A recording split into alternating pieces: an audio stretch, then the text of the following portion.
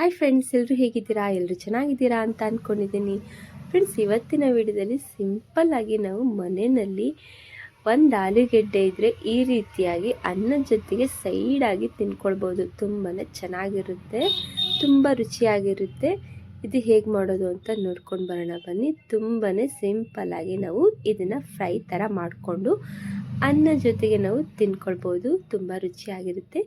ಈ ರೀತಿಯಾಗಿ ಮಕ್ಕಳಿಗೆ ಒಂದ್ಸಲಿ ಮಾಡಿಕೊಡಿ, ತುಂಬಾ ಇಷ್ಟಪಟ್ಕೊಂಡು ತಿಂತಾರೆ, ಖುಷಿಯಾಗೂ ಅವರು ಊಟನ ಮಾಡ್ತಾರೆ. ಇದು ಹೇಗೆ ಮಾಡೋದು ಅಂತ ನೋಡ್ಕೊಂಡು ಬರೋಣ ಬನ್ನಿ. ಅದಕ್ಕೂ ಮುಂಚೆ ಯಾರೆಲ್ಲ ನನ್ನ ಚಾನಲ್ಗೆ ಸಬ್ಸ್ಕ್ರೈಬ್ ಮಾಡಿಕೊಂಡು ನೋಡ್ತಾ ಇಲ್ವಲ್ಲ, ಪ್ಲೀಸ್ ಇವಾಗಲೇ ಸಬ್ಸ್ಕ್ರೈಬ್ ಮಾಡಿಕೊಂಡು ನೋಡಿ. ವಿಡಿಯೋ ಇಷ್ಟ ಆದರೆ ಲೈಕ್ ಮಾಡಿ, ಕಮೆಂಟ್ ಮಾಡಿ, ಶೇರ್ ಮಾಡಿ.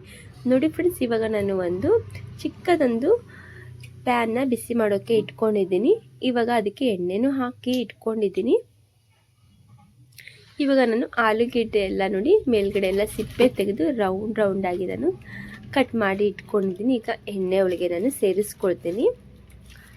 ತುಂಬಾ ಚೆನ್ನಾಗಿರುತ್ತೆ ಫ್ರೆಂಡ್ಸ್, ಈ ಥರ ಒಮ್ಮೆ ಮಾಡಿ ನೋಡಿ. ಈಗ ನಾನು ಎರಡೂ ಕಡೆನೂ ಈಗ ಚೆನ್ನಾಗಿ ಅದನ್ನ ಫ್ರೈ ಮಾಡ್ಕೊಳ್ತೀನಿ.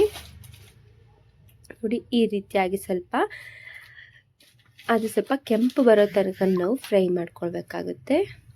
ನೋಡ್ತಾ ಇದ್ದೀರಲ್ಲ, ಹೀಗೇ ಎರಡೂ ಬದಿ ನಾನು ಫ್ರೈ ಮಾಡ್ಕೊಳ್ತೀನಿ. ತುಂಬ ಬೇಗ ಆಗೋಗುತ್ತೆ ಫ್ರೆಂಡ್ಸ್. ಈಗ ಮಕ್ಕಳಿಗೆ ಅನ್ನದ ಜೊತೆಗೆ ಏನಾರ ಬೇಕು ಅಂತ ಕೇಳ್ತಿರ್ತಾರಲ್ಲ, ಆವಾಗ ನೀವು ಈ ರೀತಿಯಾಗಿ ಫ್ರೈ ಮಾಡ್ಕೊಳ್ಬೋದು. ತುಂಬ ರುಚಿಯಾಗಿರುತ್ತೆ, ತುಂಬಾ ಟೇಸ್ಟ್ ಆಗಿರುತ್ತೆ. ಇದೇ ರೀತಿಯಾಗಿ ನೀವು ಬೇಕಂದರೆ ರವೆ ಮತ್ತು ಚಿಲ್ಲಿ ಪೌಡರ್ನ ಸೇರಿಸ್ಕೊಂಡು ಮಾಡ್ಕೊಳ್ಬೋದು. ಅದನ್ನು ಕೂಡ ತುಂಬಾ ಚೆನ್ನಾಗಿರುತ್ತೆ. ಅದನ್ನು ಕೂಡ ನಾನು ವಿಡಿಯೋಗೆ ಹಾಕಿದ್ದೀನಿ, ಒಂದ್ಸರಿ ಚೆಕ್ ಮಾಡಿ ನೋಡಿ.